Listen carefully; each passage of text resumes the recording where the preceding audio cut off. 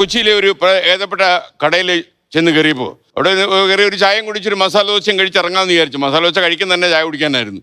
ഇവിടെ ഇപ്പോൾ ചായ ഇടാറില്ല എന്ന് പറഞ്ഞു. അപ്പോൾ നിങ്ങൾ ഈ റെസ്റ്റോറൻറ്റ് ഹോട്ടൽ അസോസിയേഷൻ വല്ലാതെ ബുദ്ധിമുട്ടുന്നു ഞാൻ മനസ്സിലാക്കുന്നു. ഇപ്പം എന്താ ഇതിനൊരു പരിഹാരം? കേരളത്തിലെ ഭക്ഷണ വിതരണ മേഖല, പ്രത്യേകിച്ച് റെസ്റ്റോറന്റ് മേഖല ആകെ തകർന്നടിഞ്ഞിരിക്കുകയാണ്. കാരണം കഴിഞ്ഞ മാസമാണ് 993 കൂടിയത്, ഇന്നിപ്പോൾ 46 കൂടിയേക്കണം. അതിനിടയ്ക്ക് ഏത് പെട്രോളിയം ഉൽപ്പന്നങ്ങളുടെ വില കൂടിയാലും ഞങ്ങൾ മേടിക്കുന്ന റോ മെറ്റീരിയൽസിന്റെ വില കൂടും. ഇപ്പൊ ഇതിന് ക്യാരറ്റ് 100 രൂപ, അതുപോലെ തന്നെ സവാളയ്ക്ക് 5 രൂപ കൂടി. എല്ലാ പച്ചക്കറിക്കും പലചരക്കിനും കൂടി ബീഫ് പലയിടത്തും കൂടുമല്ലേ?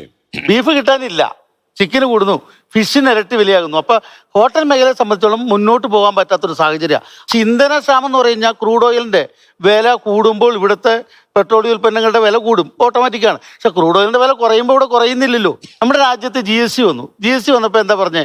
ഒരൊറ്റ നികുതി, ഒരൊറ്റ ഇന്ത്യ എന്നാ പറഞ്ഞേ.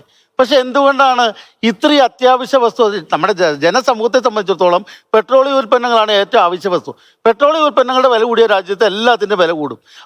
ഇതിനകത്ത് തന്നെ കേരളത്തിൽ ചില അഡീഷണൽ നികുതി ഉള്ളതുകൊണ്ടാണ് മാഹിയിൽ ഇപ്പോൾ ഒരു ബോർഡ് വെച്ചിട്ടുണ്ട്, 12 രൂപ കുറവാണ്. ഞാൻ പറഞ്ഞ കേരള ഗവൺമെന്റ് ആയാലും കേന്ദ്ര ഗവൺമെന്റ് ആയാലും ജനസമൂഹത്തിന് ഗുണം ചെയ്യണം എന്നുണ്ടെങ്കിൽ അവരെന്ത് ചെയ്യണം? ഇവിടുത്തെ ഇതിന്റെ ടാക്സ് കുറയ്ക്കണം. ഇത് GST ഉൾപ്പെടുത്തിയാൽ തന്നെ ഇവിടെ കുറെ പ്രതിസന്ധികൾ കുറയും.